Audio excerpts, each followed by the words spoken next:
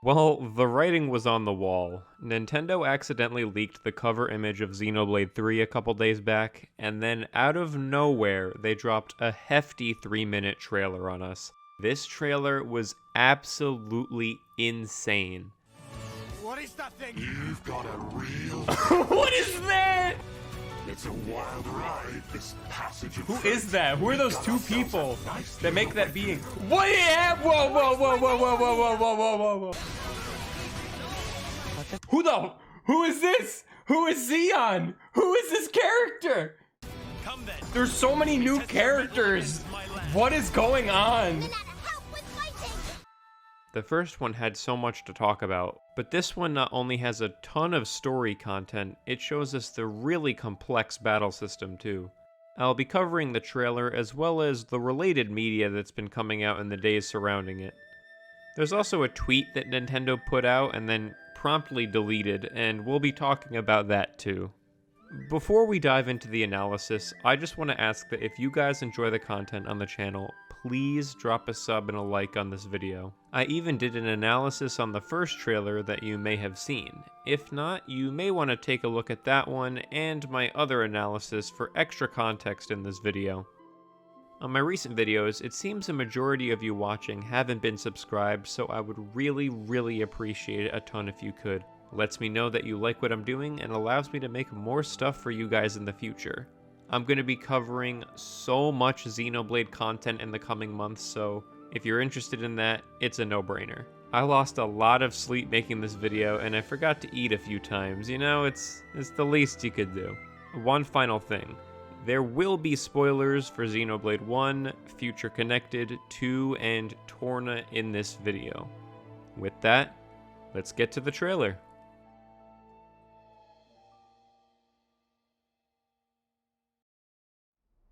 There you are! You monsters! The trailer opens with this brand new character who instantly reminds me of KOS-MOS, named Ethel, who is a KES military chief from Colony 4. We know all of this because of the new affinity chart found on the Japanese Xenoblade 3 website. Note that the names on this chart are not official, or rather just translated. She's known by the nickname Silver Ethel. Also on the website is this partial render of Ethel used in a banner on a blog post. It mostly clarifies things that we know from the trailer, but when relevant information comes up, I will mention it. Ethel yells out to the party and calls them monsters. Ethel also has one of those tattoos on her, just like many of the other characters. From what I can tell, it looks slightly different though. The party has a red portion in the center, but I don't seem to see it on Ethel's. It's possible that because of this fade that's happening, it's obscuring the color. The camera pans up to Ethel's face where we see that she has a single red eye. Now, in the affinity chart, that is not the case. I think this might be related to the part here that implies that she was a friend of Noah's and the party's and turned foe. The dialogue in this scene, spoken by Lons, seems to support this notion. Cut it out! We're your friends here! When we look through her perspective, the party is covered in this black smoke, minus the Nupon because I guess they aren't a target. What's interesting is this fog flickers and you can hear sort of a static noise. They really remind me of the Adam clones from the Spirit Crucible and just the Fog King in general. I think what might have happened is that she was helping the party, and the Queen of KES, or someone else high up, did not like that. So they might have forced this thing into her eye to make her attack them. That's heavy speculation though. What's likely happening is that she's just able to see people connected to Ouroboros, which is why the Nupon aren't covered in black smoke. What we can see for certain in this shot with Purple Mist is that she can wield dual blades. We see a few shots of this colony moving, and someone who I think may be Tyon says, "Did they order you to destroy Ouroboros too?" This seems to be the same location that we saw in the first trailer. The colony lands and out comes Isarugi, an Agnes military chief from Colony Lambda. I think it would be fair to assume that this is Colony Lambda. Now, this is pretty cool. According to the chart, I can safely assume that colonies from Agnes are named with the Greek alphabet, and the colonies from KES are numbered. Isurugi is apparently the best tactician in Agnes and was the former mentor of Taion. We can see these ether lines on his face that indicate that he's likely a blade, although the wrinkles around his eyes might point to him being a flesh eater since they can age. His official art doesn't seem to have these wrinkles though, which is odd. The affinity chart reveals that Taion is confused Isurugi is fighting them. I'll talk more about his eye later in the video. He also looks a lot like Zetter, and I just really want to punch him for some reason. Next, the party starts running away from gunfire while Noah and Mio lament that both nations want them gone. So, our assumptions from before were confirmed. Kevez and Agnes are not at all happy that the party is this third rogue faction that has deserted their respective countries. Noah states that there's a reason they met. There has to be. In this shot, there's a character standing behind Ethel who may or may not be important. We never see them later on in the trailer. At this point, the party decides to engage the enemy, and there is an insane beat drop. I'll just say that the music in this trailer is so good. There isn't currently a way to hear it clearly on its own. I would just recommend watching the trailer, closing your eyes, and focusing on the music as much as possible. It uses leitmotifs from Xenoblade 1 and 2 to create entirely new tracks, and I'm all for it. This game just feels like a celebration of not only Xenoblade, but the Xeno series as a whole. It incorporates so many different mechanics, ideas, and design choices from across the entire Xeno series, and I love it. At this point, they finally show us the battle system, but I'm gonna hold off for later in the video and do it all at once. I think it'll be much easier to digest that way. The next scene shows the party being confronted by this huge Ouroboros-looking giant. This scene takes place in the same area as a large amount of the first trailer, so this is likely the same group of cutscenes. The giant is extremely scary, and that's great. He sounds a lot like Gort from the end of Torna after he's been transformed. What happened to you? It hurt. Oh, the pain. It hurt when you cut my bloody arm off. What is that thing? You've got a real death wish. His design also is very reminiscent of Graf from Xenogears, who's a major antagonist throughout the game. If he is an Ouroboros, he looks extremely different from the others that we see in the trailer. He has teeth and eyes, while the others have more of a mask over them. He also seems to have 2 power cores instead of the 1 that the others do. The party's cores are orange with an Ouroboros symbol, while his are purple with an infinity symbol. This might mean that whoever is in this Ouroboros is permanently stuck there. Maybe Gort and Gaelgar will make their triumphant return. Either way, I think whoever it was might have been forced into this fusion. The ones that the party turn into are much more graceful than this one, which just looks very violent. When they first see him, Lans cries out, "What is that thing?" So very clearly, they have never seen anything like this before. Ouroboros were likely a well-kept secret before this moment. This mysterious giant starts completely decimating the party.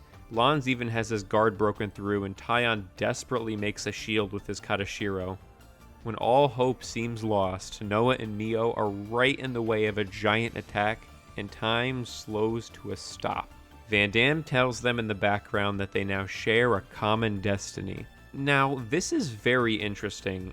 As we know from Xenoblade 1, there is no longer any destiny.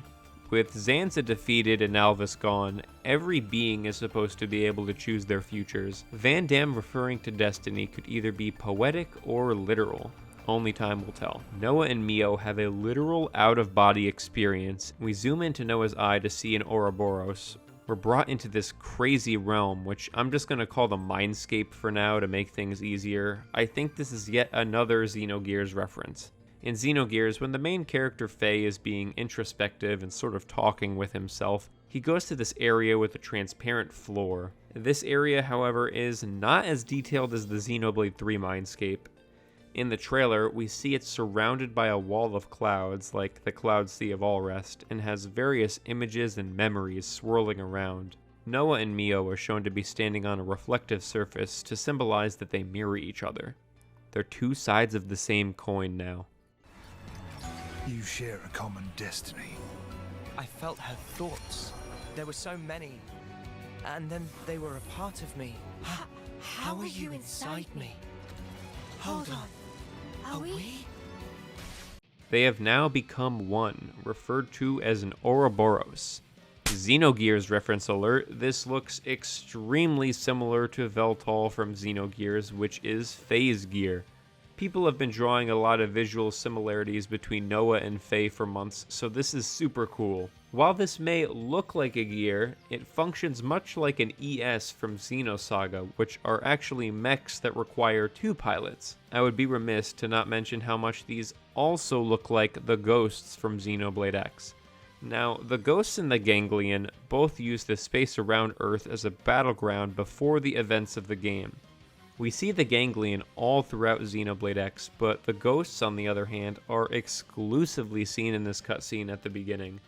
If there's a connection here, I can only imagine the possible ramifications on the overall timeline. You're able to use Ouroboros in combat with a mechanic called Interlink, but we will get to that later when we talk about the battle system. Lons and Senna are sprinting and calling for Noah and Mio respectively, seemingly very distraught. Senna calls Mio Mimi, which is a very cute nickname. I like how much information that one word gives us. It shows us just how close the two of them are. We already knew that they were childhood friends, but this sort of solidifies that. Lons and Senna's hands glow and resonate with each other, and we get to see them interlink. Their Ouroboros looks a lot like Yaldabaoth, which makes a lot of sense since Lons is a Machina. Lons also says, "Let's get stuck in," which is 100% a certified Ryan reference. His memes will never die. Maybe this is hinting at Lons being a relative of Ryan? I hope so. I know we've all been thinking it. I just said it. This scene also shows us an example of interlinked pairs having opposing red eyes. The Kevez characters have a red eye on the left, and the Agnes characters have a red eye on the right. This might tie back to Ethel and Isurugi, who also have opposing red eyes, but interestingly, they're red outside of the mindscape. We see Taion and Uni turn into their Ouroboros, which is extremely feminine. I'll just come out and say it. Taion is the trans icon the Xeno series needed. People have been quick to point out the many similarities this design has with other girls in the Xeno series. I mean, what can I say? Choco really likes their mech girls with half of the torso missing a shirt. Whatever. Taion also gives us incredible context here. So you can take that form via a strong desire or emotion. So it seems that in order for an interlink to occur, the pair needs to share a strong emotional state. On the affinity chart, we can see the interlinked pairs and how they feel about each other. Noah to Mio is, "We are both off-seers," but Mio to Noah is "sharp insight." Lons to Senna is "worried about her delicate personality." Senna to Lons is "let's go head to head, man, she just wants to fight." Uni to Taion is "calm, emotionally unreadable." And Taion to Uni is "she has an attitude about everything," which I don't like. I really like this. It sort of communicates to me that like Noah and Mio paired up and Lons and Senna paired up, and Taion and Uni sort of had to make do. They were sort of forced to pair with each other. I just find that really funny. There is speculation that you might be able to mix and match the interlinked pairs, but I highly doubt it. The affinity chart as well as the website seem to indicate that there are only 3 Ouroboros that the party can turn into, so the fabled Nopanus will not be in this game either. It is possible that all 6 will interlink at the end of the game, but like I said before, that's just speculation. We get a very clear shot of all 3 Ouroboros, and geez, they look cool. I find it funny how the Nupons stand behind these massive beings. They're enormous, and these teeny tiny little Nupon are just standing there. In this shot, we see a young Noah in a town square where time has stopped. It's possible that this is a dream, or something that could have actually happened to Noah. The square looks a lot like architecture we'd see in a Ham's colony, so it's probably from Kevez, if Kevez even exists at this point. I say that because there's a whole different planet up there. Jokes aside, this could actually be the moment that the universes collide. It could have happened much sooner than we thought, when Noah was only a child. Or, if this is a dream sequence, he might be just seeing what happened when they did collide hundreds of years ago. Henceforth, all orders are rescinded. Eliminate Ouroboros at all costs. Melia is pissed. She needs an intervention, and I am here for her. All hands are on deck. Melia only cares about killing the party at this point. It might even be to the extent that she's willing to work with Nia to do so. Behind her is a massive flame clock that is half filled with Agnes energy and half filled with Keva's energy. I say that because Agnes clocks are typically green and Keva's clocks are typically blue. What this is for, we have no idea. I'll take this time to point out that we still have not seen what Melia and Nia look like under those masks, or if they're even truly Melia and Nia. I think it would be absolutely insane if they have opposing red eyes and they get an interlink to fight against us in the late game. This scene is likely part of the one in the first trailer where Mio talks about the flame clock. Taion says something here that I just cannot make out no matter how hard I try. Eliminate Ouroboros at all costs. Maybe you guys could clue me in.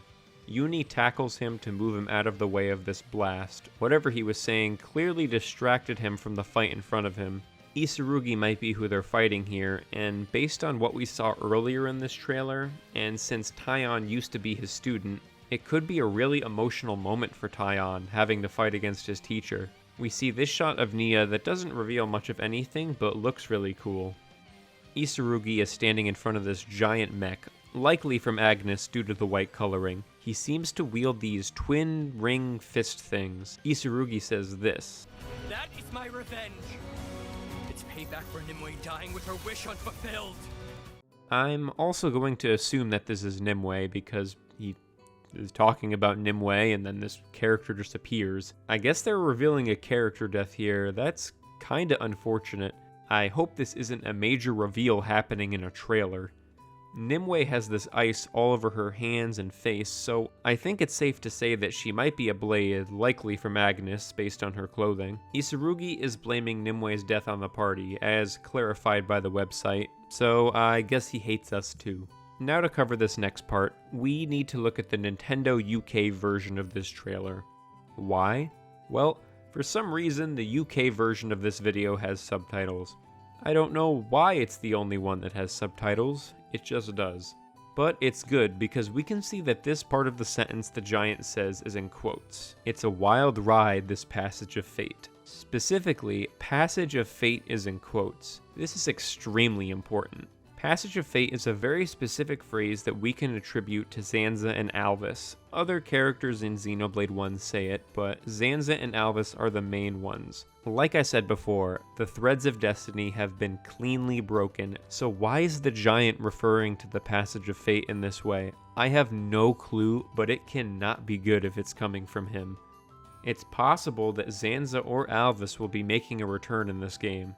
We got ourselves a nice little awakening. Awakening is also an interesting word choice. Although not capitalized, I want to point it out.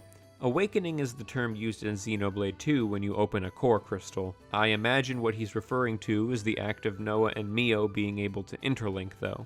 This scene shows Noah pulling a sword out of a sword, by the way, and then he gets a Tony Stark-looking Iron Man gauntlet from the remaining pieces. Now, I've seen people point out that Noah's arm just kind of falls off here and gets replaced by these machine parts. This might actually be happening, but if you look closely, the animation in these shots is super janky looking, so it could just be an animation error.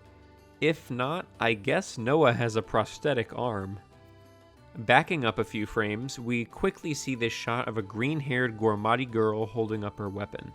Maybe it's a crossbow of some sort. Next we see Uni about to get her eyeball removed by the giant's claw. Up close we can see that her eyebrows are very unique. I really haven't noticed that before and I like the way they look. She asks why her name is on something. That's a very vague sentence, so I have no clue what it could mean, but it sure does sound troubling.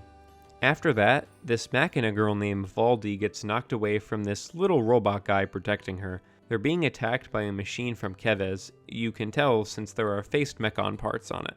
This guy is Cam Navi, also known as Crimson Lotus Cam Navi, the military chief from Colony Delta. His design honestly looks very out of place at Xenoblade, but it's cool. I like how different he looks. He says that his way requires that he fight someone. This indicates that he's a very honorable warrior, sort of like Meta Knight or Gajiarg from Xenoblade X. He seems like a very honest man to me. The word way is also capitalized in subtitles for some reason. Cam Navi and Ethel are duking it out in their giant mechs in this scene, which looks super cool. After all this, we finally get a certified Nopon moment in the trailer. Nopon speed! This reveals that Riku and Manana will be in battles with the party as a combined 7th party member.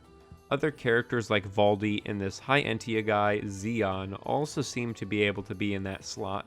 Depending on what quest you do or what part of the story you're in might allow you to have a different guest party member, which is a cool idea. While they're showing off the chain attack, Noah says this. I've never used this kind of blade before, but all the techniques I can use with it are flashing before my eyes. So, this is likely a reference to the fact that characters can mix and match their weapons in this battle system, which is super sick. However, blade is capitalized, and that's only ever happened when referring to the blades as a race, but in this deleted tweet that I mentioned at the beginning of the video, it says that the blades are actually just their weapons.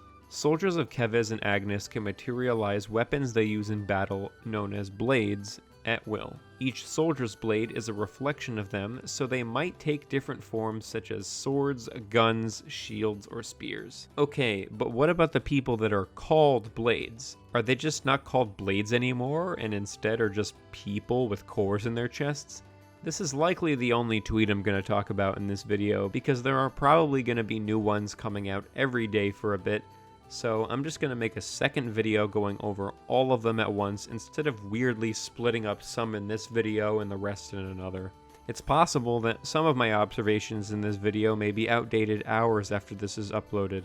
I would not be surprised that while I'm talking right now, there's new information that completely makes what I'm saying irrelevant. Wouldn't you know it, right when I'm in the middle of editing this section, I come to find that Nintendo has put closed captions on their YouTube videos now, so we get to see the official localized names. There are really only two things I need to set straight. Isurugi is named Iserd or Iserd, and Kamnavi is named Kamuravi. Nintendo may have also messed up big time and labeled Melia's dialogue as Melia, so this is almost 100% confirmation that she is the same character. The only thing that can change all this is the will of Ouroboros. You kids, and you alone. So we actually get to see Van Damme in this trailer too. The affinity chart calls him Guernica Van Damme. Guernica is a famous 1937 oil painting by Pablo Picasso. He painted it in response to a bombing of the Spanish town named Guernica by the Nazis and their allies. It is widely known as an incredibly important anti-war painting. Giving this character a name like this is extremely fitting since he seems to just want this war to end. Van Damme is punching this machine. Maybe he's trying to get some parts out of it since he's wearing some sort of mask that reminds me of a welder's mask. He reveals that Noah and friends have been chosen by the Ouroboros to put an end to all of this suffering. Like we assumed, there is a higher power at play here. Someone or something is allowing the interlinking to happen. I have a sneaking suspicion that this guy might be involved. Van Damme still sounds like he's dying, just like in the last trailer. Poor guy. There are a number of notable things in this shot. First is the purple mist that the party is surrounded in. We saw this at the beginning of the trailer, but there is a lot more of it now. This might just be related to the Fog Beasts and Fog King from Future Connected. Oh boy. Next is that the characters' weapons appear out of fire here. This could be connected to the flame clocks that we've seen and heard about, but it's probably the materialization that the Blade tweet referred to. And finally, this Nopon has a gun. Good lord, Kino had this cutesy gun in Future Connected, but this is just a military-grade handgun. What the heck? We can see that Manana wields what looks to be a drill shield like what Tora used on Poppy Alpha. The affinity chart makes mention of her throwing and riding on top of a pot, and if you look, it definitely appears like it could be the lid of a pot. I will also mention that the chart says that Riku is a KOS mechanic and Manana is an Agnes chef, which ties into the whole pot thing. Next, Senna says, "Not that I have much time to spare," while Mio is reading this book in a language we currently cannot understand. There are 30 boxes on this page, with some checked off. This could be a calendar. Maybe she only has a month to live and Senna's not too far behind. She's spoken before about having less time than other people. She is the oldest party member at 19 after all. It's possible she's supposed to die on her 20th birthday. That's awful if true. Our old nemesis GameStop has actually provided us with some information in the item description for the game. It reveals that the soldiers in Ionios only have 10 years to live after joining, so even if you don't die in the war, you'll still die. This raises so many questions that I'll definitely go over in a separate video. I will say, however, that this means that Mio and Senna probably joined up when they were around the age of 10, which is absolutely nuts. Mio then says this: "Finding a path that lets us all live. I will make that my mission." Our goal in this game seems to be to disrupt the balance to give every person a fighting chance at life rather than dying an early death. This scene here, though, I am confident that this is where Van Damme dies. This mech does not seem to be aligned with any nation, and Noah and Mio are playing their flutes, which they're supposed to do when someone passes. Everyone looks super sad too, so we know it's an ally. I know it's coming, but I will still be very sad when this man dies in front of me. As we all know, the release date has been changed to be July 29th from a projected September release, which is a huge jump. I have, in all of my years of gaming, never seen a game release this early. My guess here is that maybe moving the release date of Breath of the Wild 2, and possibly the rumored Switch Pro, forced them to release this game in the summer. Maybe Breath of the Wild 2 was supposed to be a summer release before this delay. After all, if Xenoblade 3 stayed in September, it could be clashing with Pokemon's release date. This is mostly guesswork though. Finally, we see the special edition, which looks super cool. We can actually see concept art of a young Mio on the right side, next to a language I originally thought could be Alrestian, but is not. This is a Nintendo Online Store exclusive, so get your keyboards and mice ready for when the pre-order drops. This is actually the first time ever that the special edition of a Xenoblade game has been the same worldwide. Super glad I did not have to import a better special edition this time around. I'm going to clarify for everyone though that the game will ship out in time for release, but the special edition extras like the steelbook and artbook will be sent out in the fall. I guess the manufacturers just weren't ready for this release date to be moved up. Before we get into the combat, I want to talk about the ESRB report that's going around in regards to Xenoblade 3. It has crazy descriptions of things that happen in this game. Cutscenes depict further instances of violence, characters impaled by sword, a character shooting herself off screen, a man stabbing himself off screen. A handful of scenes depict blood, e.g. droplets falling from a wounded character, drips of blood on a character's face. While we have absolutely no context to any of these events, just hearing them makes me even more certain that this story is going to be wild. This report reminds us of the fact that Xenoblade 3 is planned to have in-game purchases. This most likely means that we'll get an expansion like Torna the Golden Country, and I am hype. Fingers crossed that Ethel will be the main character of this expansion. She is so cool. Alrighty, the plot parts and extras are out of the way, so now let's get to the battle system. Oh boy, what is going on here? Well, let's break it down slowly. The UI is super clean and mostly inspired by Xenoblade 2 with a few optimizations from Definitive Edition. It's a very nice minimalist look in my opinion, and it gets my designer's seal of approval. It conveys a lot of information without looking too cluttered. The UI has taken on a very orange look as well. Each game has centered around different colors, and this is the one they chose for 3. For example, Xenoblade 2 used a lot of blue in its battle UI. On the left, we can see that for the first time ever, all party members are out on the field at once. This is nuts. Xenoblade X had 4 party members, and that was the most until now. Later in the trailer, we'll see a maximum of 7 party members fighting at once sometimes. 8 if you count Riku and Manana as 2, but I don't really. The game was most definitely balanced to be able to be reasonably challenging with this many party members, so I'm interested to see what they did in that regard. The portraits are returning from Xenoblade 1, but it doesn't seem like there's a tension mechanic linked with them, although I could be wrong. Alongside the portraits of these characters are these symbols. The sword is for attackers, the shield is for defenders, and the green female symbol, or whatever, is what I assume is healing or support. Underneath the health bars, there are 2 other smaller bars. Now, I'm pretty certain that one of them is EXP, since all the Xenoblade games show that in combat. EXP is most likely the blue one, but the purple one is a little iffy. It might be some other type of experience, possibly in relation to the class swapping mechanic we'll talk about in a bit. To the right of the health bars, we see that buff and debuff icons are located here for each character. This up arrow is increased evasion, for example.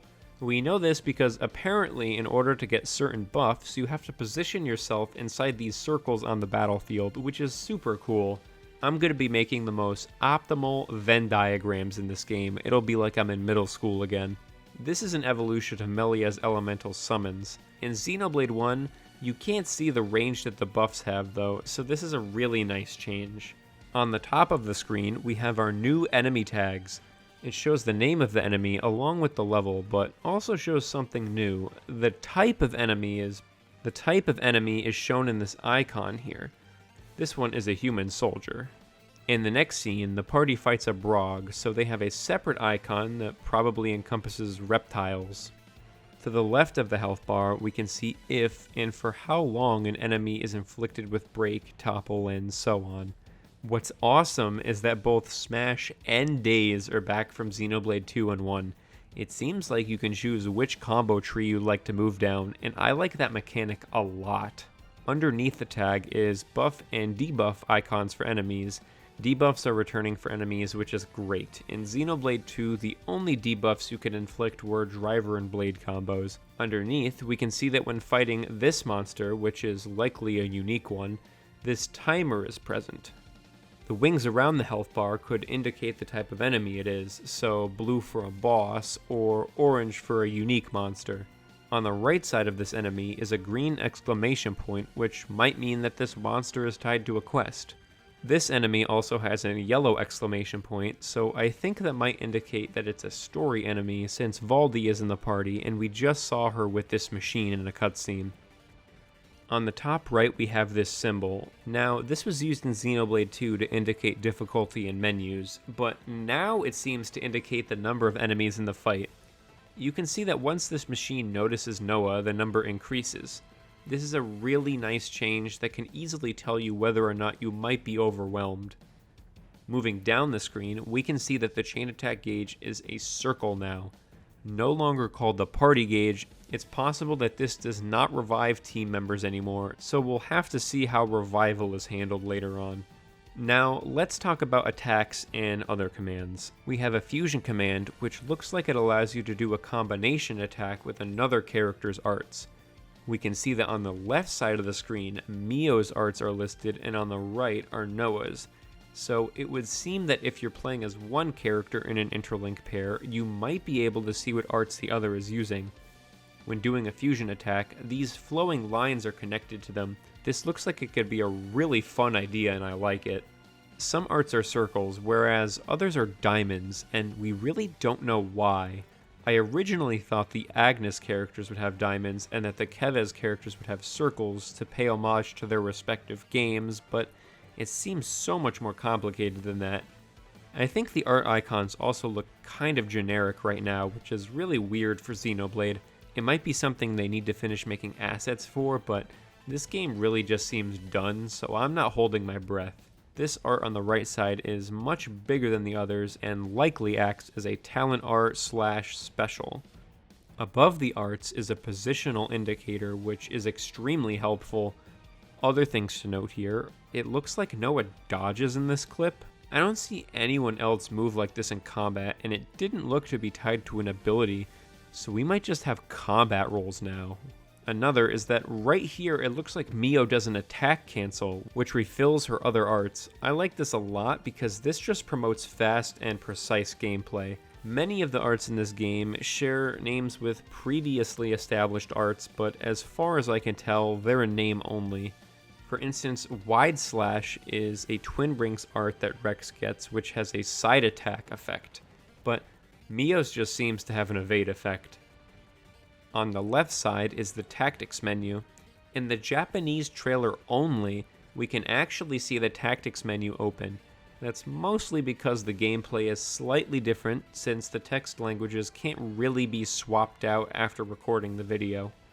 Inside, we see general commands that were in Xenoblade 1, like do what you want and focus your attacks, but there's one on the right that seems to mean to go for more combo arts. This could either mean the regular break combos or these new fusion arts.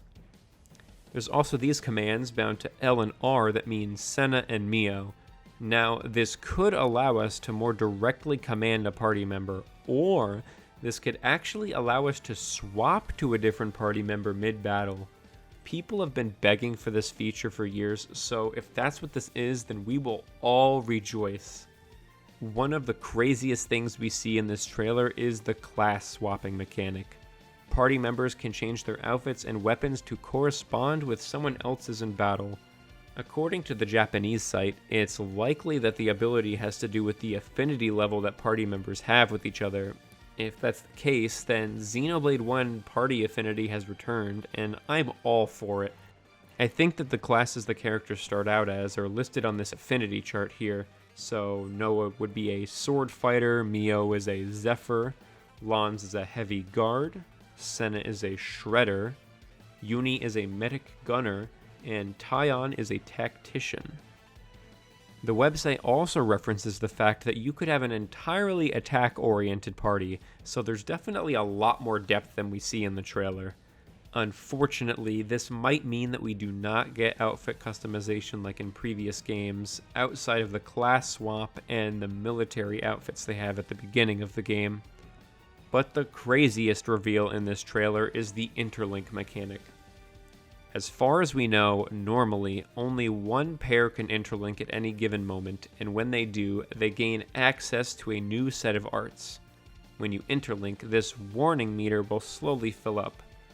When it fills up completely, you overheat and the interlink ends.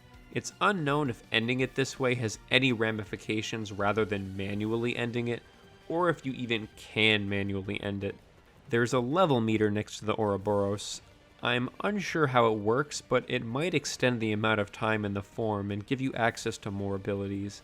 Interlinks really feel like an evolution of the blade and driver system from Xenoblade 2, and I'm extremely excited to learn more. This form looks awesome.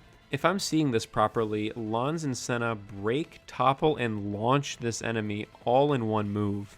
Jeez. One last thing to mention. In this scene, it sounds like the Ouroboros is saying overdrive, but I could be mishearing it. Overdrive was the main Xenoblade X battle mechanic for those unaware. Speaking of chain attacks, they've been overhauled again. Many others and myself have tried to understand what's happening here, and we only have a very surface level grasp currently. So let's go over the facts. This Persona 5 look-in cut-in happens when you start a chain attack, and everyone, including the 7th party member, is involved. On the top right, we see a goal of some sort that needs to be reached that's connected to a tactical point meter.